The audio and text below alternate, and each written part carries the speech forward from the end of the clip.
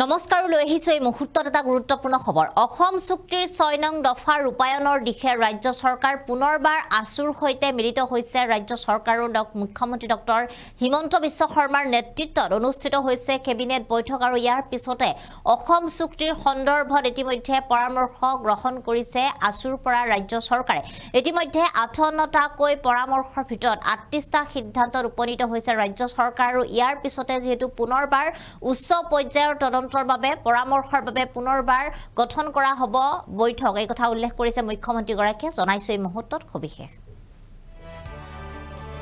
অসম চুক্তি ৰূপায়ণৰ বাবে উচ্চ পৰ্যায়ৰ সমিতিৰ পৰামৰ্শ সন্দৰ্ভত অসম ছাত্ৰ সন্থাৰ হৈতে মিলিত ৰাজ্য চৰকাৰে বা অসম ছাত্ৰ সন্থাৰ হৈতে বৈঠক মিলিত হৈছে ৰাজ্য চৰকাৰ লোকসেৱা ভৱনত মুখ্যমন্ত্ৰী ডক্টৰ হিমন্ত বিশ্ব শৰ্মাৰ অধ্যক্ষতাত অনুষ্ঠিত হৈছে বৈঠকত ৰাজ্য চৰকাৰৰ অধীনত থকা পৰামৰ্শসমূহৰ বিষয়ে আলোচনা কৰা হৈছে ৰাজ্য চৰকাৰৰ লগত থকা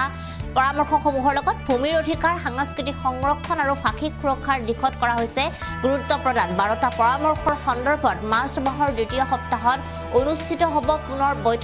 বৈঠক অনুষ্ঠিত কৰাৰ কথা উল্লেখ কৰিছে এবাৰ ৰাজ্যৰ মুখ্যমন্ত্ৰী ডক্টৰ হিমন্ত বিশ্ব শৰ্মাই ইতিমধ্যে বৈঠক আলোচনা কৰা হৈছে আসুৰ শীৰ্ষ নেতৃত্ববৰ্গৰ হৈতে বহু বছৰৰ পিছত ইতিমধ্যে অসম চুক্তি সম্পাদন কৰা হ'ব কিয়নো ইতিমধ্যে ইয়াৰ পূৰ্বে যি চৰকাৰ গঠন কৰা হৈছিল সেই সময়ত অসমৰ যিসমূহ সমস্যা সেই জ্বলন্ত সমস্যাসমূহৰ সমাধানৰ বাবে ইতিমধ্যে অসম চুক্তি গঠন কৰা হৈছিল কিন্তু অসম চুক্তি গঠন কৰাৰ পিছত অসম চুক্তিৰ যি 6 নম্বৰ দফাত থকা অসমৰ সমস্যাসমূহৰ ক্ষেত্ৰত যিসমূহ পৰামৰ্শ আছিল সেই পৰামৰ্শসমূহ কিন্তু আজিলৈকে প্ৰয়োগ হোৱা নাই যাৰ বাবে আসুই বিভিন্ন ধৰণে প্ৰতিবাদ কৰিছিল আৰু ইয়াৰ পিছতে ৰাজ্য চৰকাৰে এই সিদ্ধান্ত গ্ৰহণ কৰিছে যে অসম চুক্তিৰ 6 নম্বৰ দফা ৰূপায়ণ কৰা হ'ব আৰু তাৰ বাবে উচ্চ পৰ্যায়ৰ সমিতিৰ পৰামৰ্শৰ সন্দৰ্ভত পুনৰ এবাৰ মিলিত হৈছে অসম ছাত্ৰ সন্থাৰ হৈতে ৰাজ্য চৰকাৰ আৰু এই যি এই পৰামৰ্শসমূহৰ ভিতৰত ইতিমধ্যে ভাষাৰ ক্ষেত্ৰত ভূমিৰ অধিকাৰৰ ক্ষেত্ৰত সাংস্কৃতিক সংৰক্ষণৰ ক্ষেত্ৰত ভাষিক সুৰক্ষাৰ দিশত গুৰুত্ব প্ৰদান কৰা হৈছে 12টা পৰামৰ্শৰ সন্দৰ্ভত পুনৰবাৰ মাৰ্চ মাহৰ দ্বিতীয় সপ্তাহত বৈঠক অনুষ্ঠিত কৰাৰ কথা উল্লেখ কৰিছে ইতিমধ্যে যেটো মুঠ 52টা পৰামৰ্শ আছে তাৰ ভিতৰত 38টাৰ সন্দৰ্ভত ইতিমধ্যে সিদ্ধান্তত উপনীত হৈছে ৰাজ্য চৰকাৰ পূৰ্ণ পৰ্যায়ৰ চৰকাৰী ভাষা সঞ্চালকালয় গঠন কৰা হ'ব চৰ অঞ্চলৰ জৰীপসমূহ লোৱা হ'ব সকলো চৰকাৰী অধিসূচনাত যি ইংৰাজী ভাষা ব্যৱহাৰ কৰা হয় সেই ইংৰাজী ভাষাৰ পৰিৱৰ্তে অসমীয়া ভাষাৰ ব্যৱহাৰ কৰাৰ বাবে দাবী তোলা হৈছে আসুৰ তৰফৰ পৰা আৰু সেই কথাটি ইতিমধ্যে প্ৰয়োগ কৰা হ'ব বুলি কৈছে কিয়নো এতিয়াও অসমৰ যিসমূহ চৰকাৰী কামকাজ সেই চৰকাৰী কামকাজসমূহত প্ৰায়ে ইংৰাজী ভাষা ব্যৱহাৰ হোৱা দেখিবলৈ পোৱা যায় আৰু ইয়াৰ পৰিৱৰ্তে অসমৰ যদি ব্যক্তিসকলে অসমীয়াত যদি তেওঁলোকে নিলিখে বা অসমীয়া ভাষাটি যদি ব্যৱহাৰ নকৰে তেনেহলে অসম চুক্তি ৰূপায়ণ কৰাৰ কোনো অৰ্থ নাথাকিব বুলি ইতিমধ্যে এনে ধৰণৰ চৰ্চা চলা দেখিবলৈ পোৱা গৈছে আৰু ইতিমধ্যে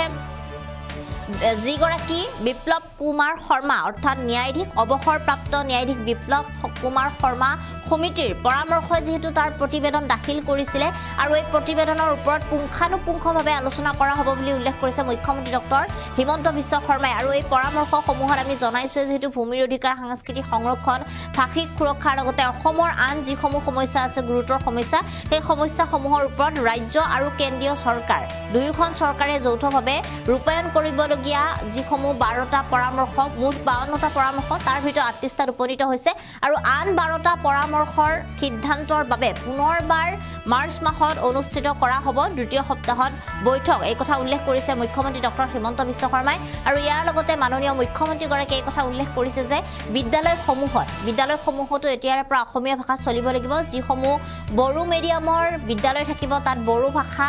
ব্যৱহাৰ কৰিব পাৰিব বা বড়ো ভাষাতে তেওঁলোকে নিজৰ যি পাঠদান সেই পাঠদান কৰিব পাৰিব অসমীয়া ভাষা সমূহৰ যিসমূহ বিদ্যালয় আছে সেই বিদ্যালয়সমূহত অসমীয়া ভাষা প্ৰয়োগ কৰিব লাগিব এনেদৰে এটা উল্লেখ কৰা দেখিবলৈ পোৱা গৈছে আৰু এই মুহূৰ্তত কিছু মন্তব্য আছে মুখ্যমন্ত্ৰী গৰাকীৰ সেই মন্তব্য আমি আপোনালোকক শুনাইছো স্থিত কেবিনেট বৈঠকৰ সিদ্ধান্তৱলী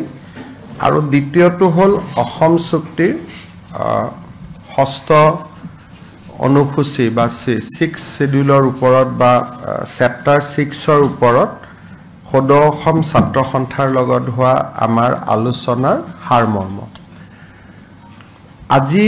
সদৌ অসম ছাত্ৰ সন্থাৰ লগত ন্যায়াধীশ বিপ্লৱ শৰ্মা কমিটি প্ৰতিবেদন ৰূপায়ণ সম্পৰ্কত আমাৰ দীঘলীয়া বৈঠক এখন অনুষ্ঠিত হয় আমি আগতে আপোনালোকক উল্লেখ কৰা অনুসৰি ন্যায়াধীশ বিপ্লৱ শৰ্মা সমিতিৰ 52টা ৰিকমেণ্ডেশ্যন ৰাজ্য চৰকাৰৰ লগত জড়িত আৰু আজি 52টা ৰিকমেণ্ডেশ্যনৰ 38টা ৰিকমেণ্ডেশ্যন আছু আৰু আমি একত্ৰিত হ'ব পাৰো অৰ্থাৎ আমি যিখিনি বক্তব্য আগবঢ়াইছিলো আছুৱে তাত যিখিনি সংশোধনী আগবঢ়ালে দুইখিনিৰ সংশোধনী দুইটাৰ মাজত বুজাবুজি হোৱাৰ পিছত আমি এক নিৰ্দিষ্ট সিদ্ধান্তত উপনীত হ'বলৈ সক্ষম হওঁ আৰু তাৰ পৰিপ্ৰেক্ষিতত অহা 10 মাৰ্চৰ বাজেট আৰু বিভিন্ন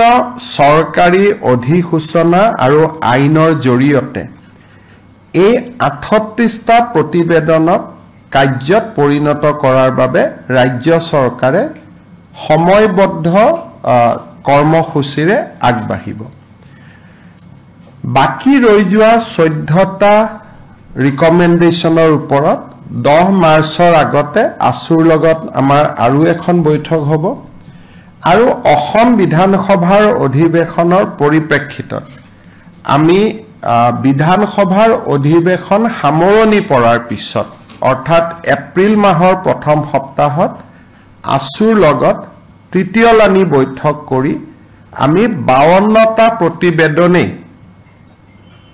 আশা কৰিছো যে আমি এটা সহমতৰ জৰিয়তে আমি ৰূপায়ণ কৰিবলৈ সক্ষম হ'ম আজি যিকেইটা বিশেষ ব্যৱস্থাৰ ওপৰত আছু আৰু আমাৰ ঐক্যমত হ'ল তাৰ ওপৰত মই কেইটামান আপোনালোকক বক্তব্য ৰাখিব খুজিছো প্ৰথম অসমৰ চৰকাৰী ভাষা সঞ্চালকলৈ বিপ্লৱ শৰ্মা কমিটিয়ে ৰিকমেণ্ডেশ্যন কৰাৰ দৰে আমি এটা পূৰ্ণ পৰ্যায়ৰ ডাইৰেক্টৰেটলৈকে ৰূপান্তৰ কৰাৰ বাবে সিদ্ধান্ত গ্ৰহণ কৰিছো অহা 14 এপ্ৰিলৰ পৰা অসমত চৰকাৰী যি আইন আহিব চৰকাৰী যি ৰুলছ আহিব চৰকাৰী যি নটিফিকেশ্যন হ'ব সেই নটিফিকেশ্যন ইংৰাজীৰ উপৰিও অসমীয়াতে এই নটিফিকেশ্যন বিলাক চৰকাৰে প্ৰকাশ কৰিব বৰাক উপত্যকাত ই আমাৰ বৰাক উপত্যকাৰ এছ'চিয়েট লেংগুৱেজ বেংগলী ভাষাত আৰু বিটিআৰত ইংৰাজী আৰু অসমীয়াৰ উপৰিও বড়ো ভাষাটো এই নটিফিকেশ্যন বা এই সিদ্ধান্তসমূহ প্ৰকাশ কৰা হ'ব এই ৰিকমেণ্ডেশ্যনতে আমি আগুৱাই গৈ অসমৰ চৰকাৰী শিক্ষানুষ্ঠানসমূহত আৰু বেচৰকাৰী শিক্ষানুষ্ঠানসমূহত বাধ্যতামূলকভাৱে ব্ৰহ্মপুত্ৰ উপত্যকাত অসমীয়া আৰু বিটিআৰত অসমীয়া অথবা বড়ো তেওঁলোকে বাধ্যতামূলকভাৱে পঢ়ুৱাব লাগিব এজ এ সাবজেক্ট মিডিয়াম ইংৰাজী হওক হিন্দী হওক কিন্তু এজ এ সাবজেক্ট অসমীয়া তেওঁলোকে পঢ়ুৱাব লাগিব ব্ৰহ্মপুত্ৰ ভেলীত কিন্তু বিটিআৰত তেওঁলোকে অসমীয়াও পঢ়ুৱাব পাৰিব বা বড়ো ভাষাও পঢ়ুৱাব পাৰিব